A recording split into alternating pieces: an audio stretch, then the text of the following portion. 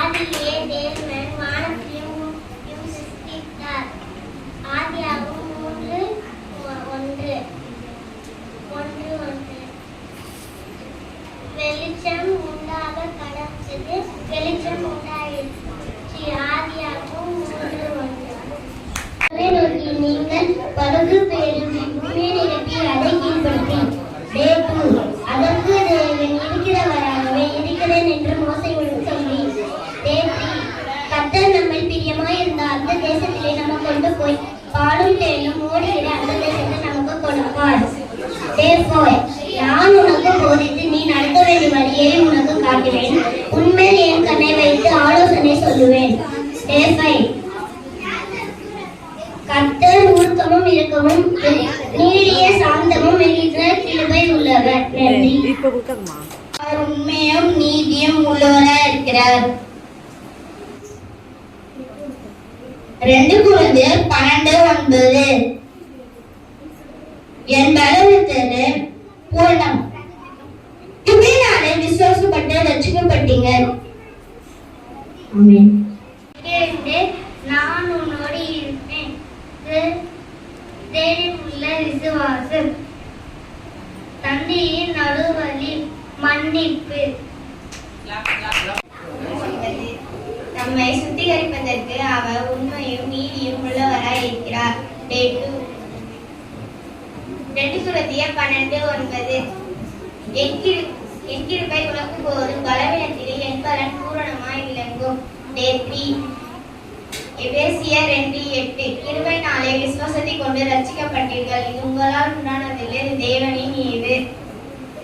4 சங்கீதம் 145:18.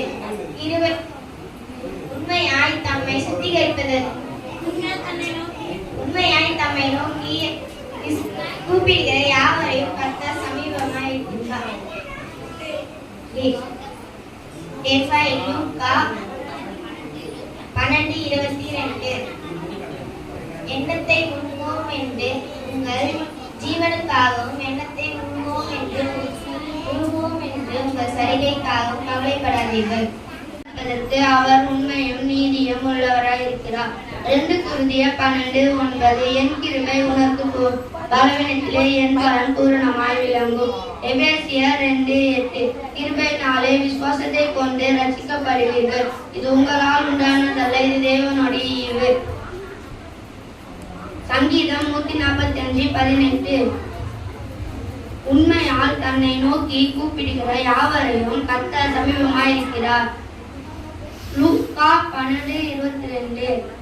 எண்ணத்தை உண்போம் என்று உங்கள் ஜீவனுக்காகவும் எண்ணத்தை உடுவோம் என்று உங்கள் சரீரத்திற்காகவும் கவலைப்படாதீர்கள்.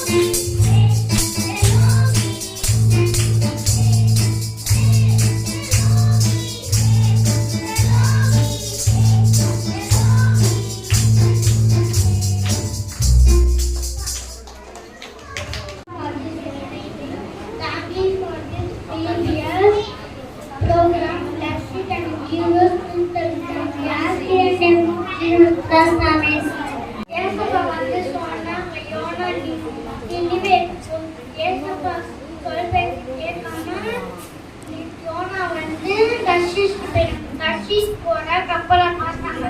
அப்புறம் போன தூங்கிட்டு இருக்காங்க. அப்ப சூரியனில் நிலவுல இவர் யார் தூங்கிட்டு இருக்காங்க?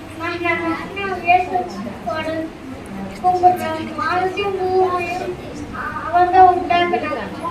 அப்புறம் மழை பெய்யுது. அப்புறம் போனவங்க கப்பலை தூக்கி போட்டாங்க. மூன்றாவது நாள் ஏசு ஒரு பெரிய மீன் ஆயத்தம் பண்ணி யோனாவை விழுங்க வச்சாங்க. அப்ப யோனா ஏசப்பா என்னை மன்னிச்சிடுங்க, நான் நினைவேக்கு போயிட்டேன் அப்படின்னு சொன்னாங்க. அடுத்தது நினைவேக்கு போய் சுவிசேஷத்தை சொல்லி 4 கழிச்சு சுவிசேஷம் சொல்லி அப்புறம் அந்த மக்கள் அவர் உண்மையும் நீதியும் உள்ளவராய் இருக்கிறார்.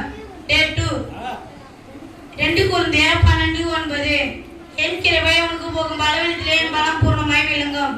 Day 3 எபேசியர் 2:8 கிருபையினாலே விசுவாசித்து கொண்டு ரட்சிக்கப்படுகிறீர்கள், இது உங்களால் உண்டானதல்ல, தேவனுடைய ஈவே. Day 4 சங்கீதம் 145:18 உண்மையால் தன்னை நோக்கி கூடுகிற யாருக்கும் கர்த்தர் சமீபமாய் இருக்கிறார். Day 5 லூக்கா 12:22 எண்ணத்தை உண்போம் என்று உங்கள் ஜீவனுக்காகவும் எண்ணத்தை குடிப்போம் என்று உங்கள் சரீரத்துக்காகவும் கவலைப்படாதீர்கள். நோக்கத்திற்கான தேடுதல். Day 1 சர்வமும் மீட்பரும்.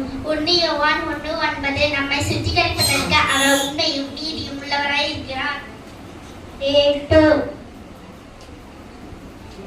எதிர்பாராத கதாநாயகன். 2 கொரிந்தியர் 12:9 என் கிருபை உனக்கு போதும், பலவீனத்திலே என் பலன் பூரணமாய் விளங்கும். Day 3 கூரையில் ஒளிந்து கொண்டிருந்தார்.